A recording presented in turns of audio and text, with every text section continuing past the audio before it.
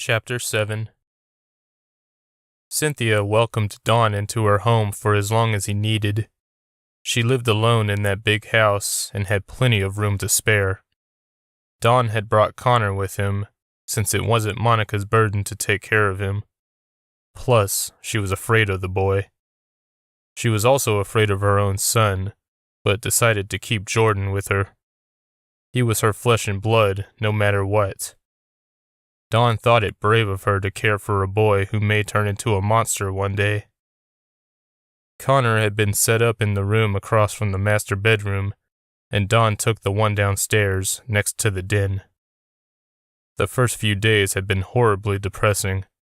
All Dawn could think about was his family and how much he hated being away from them. He missed lying next to Monica at night, feeling her body close to his. Now he had nothing. He felt an unreasonable amount of hostility toward his birth father, Stephen. There was no reason for the man to hide. Why had he even hidden in the first place? It had to have something to do with the demon. Dawn wasn't sure if he even wanted to meet the man anymore. If not for the questions he needed answered, Dawn would forget about him entirely. As he lay in bed in the dim bedroom, he heard the mailman approach outside. He looked through one of the windows, feeling like he was in a basement, and saw the little white postal truck just behind the mailbox. The sky was completely overcast, dampening Dawn's mood further. He wanted to go outside and get some air. He decided to get the mail while he was at it. Though he personally did not expect any mail, he found himself going through the envelopes addressed to Aunt Cynthia and found one from a man named Stephen White. Dawn's heart sped up. This couldn't be his father. The letter came from a P.O. box in Texas. His Stephen, whose last name Dawn didn't know, lived in Florida. Dawn raced to his truck and tore into the letter. My dearest Cynthia, I sincerely apologize for not calling you sooner. I have been through a lot lately and have been forced to move. I saw him. I saw Donovan, and I think he saw me as well. I don't think he recognized me, but I'd rather play it safe than sorry. As far as I can tell, he still doesn't know about me, and I would like to keep it that way for now. He's better off without me in his life. I can't thank you enough for what you've done for me over the years. To be honest, hearing that Donovan is okay and seeing it for myself are two completely different things. I will call you once I have things set up here in Texas. Until then, please destroy this letter and don't tell Don about me. I may tell him in the future, but today is not the day. Love, Stephen. Don reread the letter several times. So Stephen moved to Texas, did he? He checked the address and saw it was located in Haltom City. He used to live there. What a strange coincidence. He decided not to give the letter to Cynthia. He didn't want her tipping Stephen off. Don put the letter in his glove box and went back into the house. He then checked flights to Dallas-Fort Worth. He quickly thanked his aunt for agreeing to watch Connor yet again, and then packed for his trip. Don tried calling Monica, but only got her voicemail. He left a brief message telling her where he was going, and that he wouldn't be gone long. He then called a taxi the next morning since he didn't know how long he'd be gone, and didn't want to pay for airport parking. Once Don landed at DFW, he rented a car. He hoped this trip wouldn't take too long. He was already eating through his book advance pretty quickly.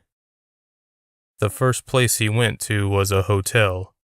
He was tired and couldn't think straight about what his next move should be. Though he was in a city in which he'd spent a significant amount of his young life, he felt like he was in a foreign land. He had to make good use of the time he had here. He had to find Stephen.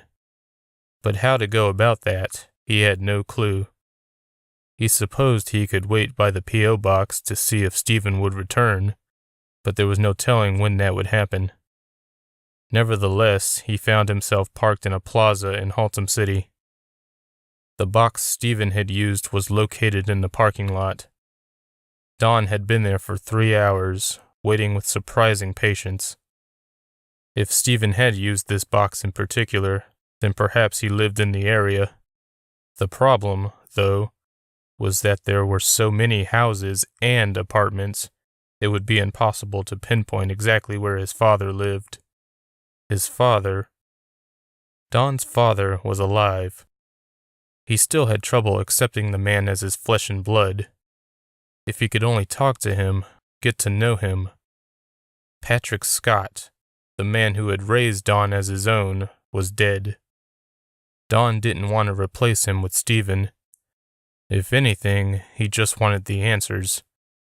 After that, he would probably never speak to his birth father again. Don definitely wanted to keep Jordan and Connor away from him. He wanted the boys to grow up thinking of Patrick as their grandfather. Why include Stephen in their lives when the man was such a coward that he would abandon his family? Just when he decided to give up and return to the hotel, he saw a silver SUV pull up to the P.O. box. A familiar-looking man stepped out and placed an envelope inside. The vehicle had a Florida license plate. The man looked around warily, and for a moment, Don could swear he was looking straight at him. Then the man got back in the SUV and sped off. Don started his car and followed. He was fairly certain that had been the same man from the beach. After a few minutes of driving, Don was certain that Stephen knew he was being followed. They were alone on a country road, and Stephen's SUV was gradually speeding up. Don did the same, trying not to make it obvious. He wasn't very good at tailing people, so he wasn't surprised that Stephen had discovered him. Don wondered if he was being led somewhere. Stephen sped up even more on the highway. There were hardly any other cars on the road. Don couldn't let the man escape. If Stephen did recognize him in the parking lot, he might flee the state. Don dreaded trying to find him again if that happened. With that, he floored the gas pedal and began to close the gap. He wasn't going to let Stephen get away this time. Surprisingly, Stephen managed to get his own vehicle moving even faster. A small town was coming up, one that looked dead, like the kind one would see in a scary movie, a ghost town. Don was only 1 car length away and gaining. He couldn't imagine losing the vehicle now that he was so close, but Stephen floored the gas and turned left at a red light, without stopping. Don was so surprised by this that he stopped on instinct before following quickly. He saw the SUV take a right far ahead. Don pushed the pedal and turned, but he no longer saw the vehicle, and there were a lot of turns up ahead. He stopped dead in the road and leaned his head on the steering wheel. He'd lost Stephen. Don found himself in a bar in downtown Fort Worth an hour later, with a beer in front of him. Most of the bars in the area didn't get busy until the evening, so this one was practically empty. He was grateful for that, though he did miss hitting bars with his friends at night when he used to live in the area. Right now, however, he wanted to be alone. Stephen escaped in that town, taking the answers with him. Don wasn't sure how he felt about that.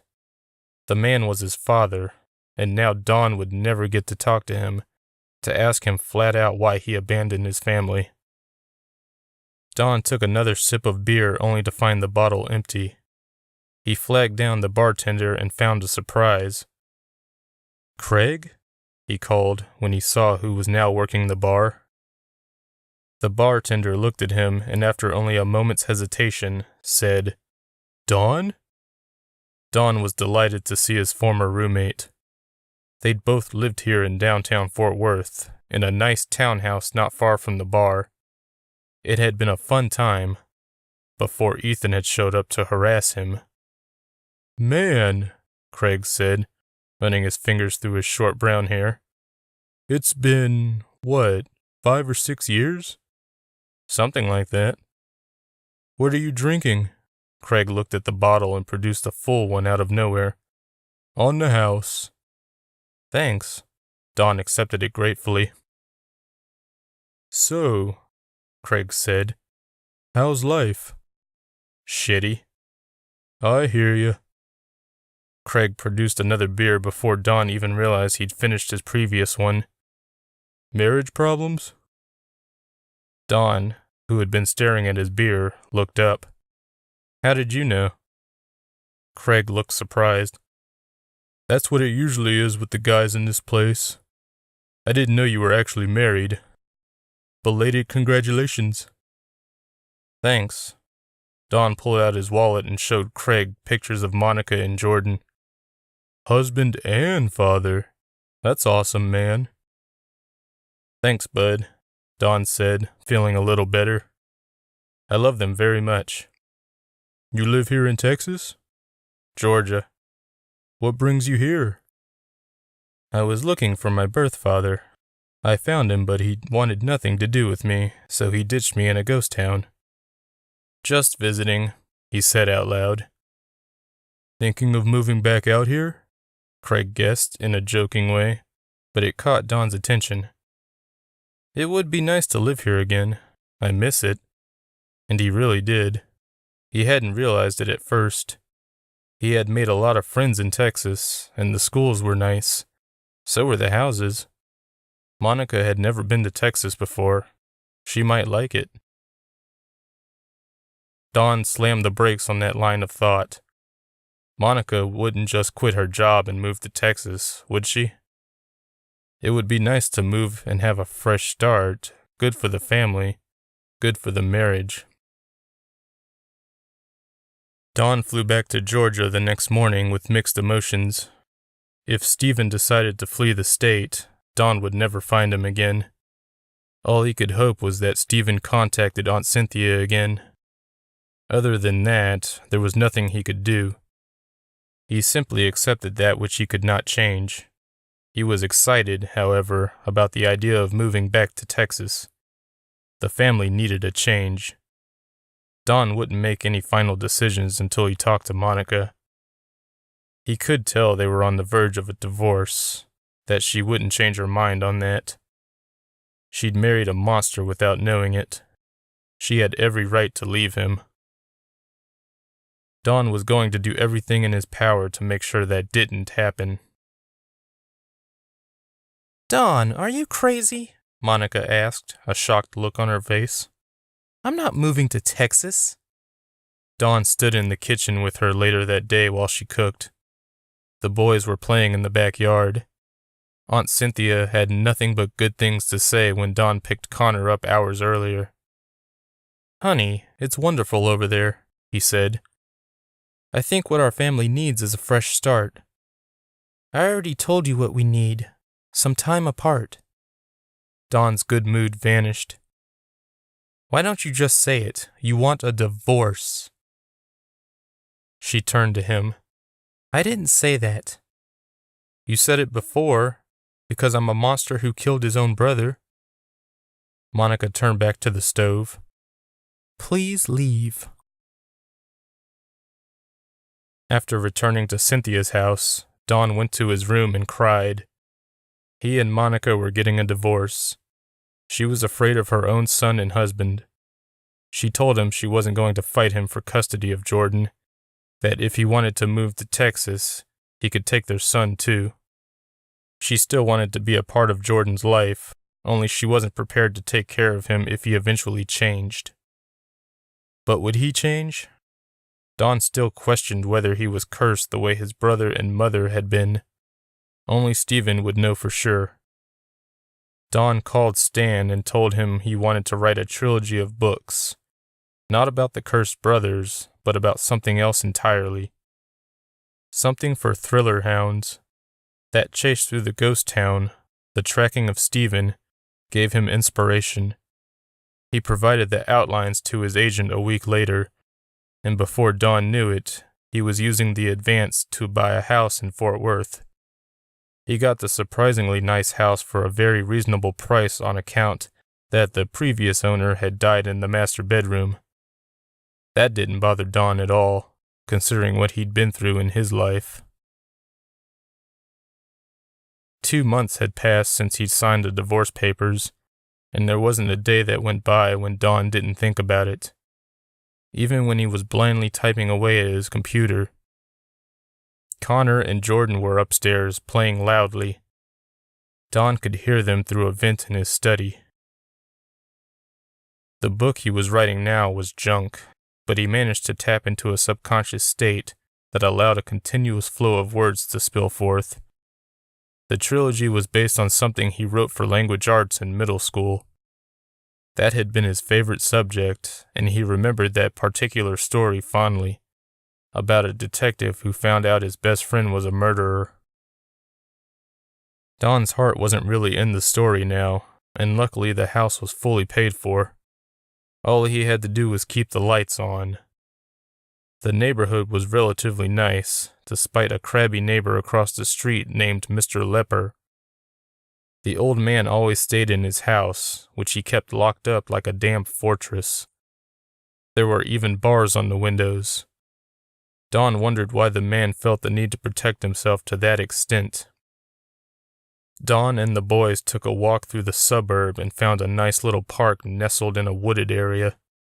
Paths sprung from the park in every direction, leading to parking lots and creeks.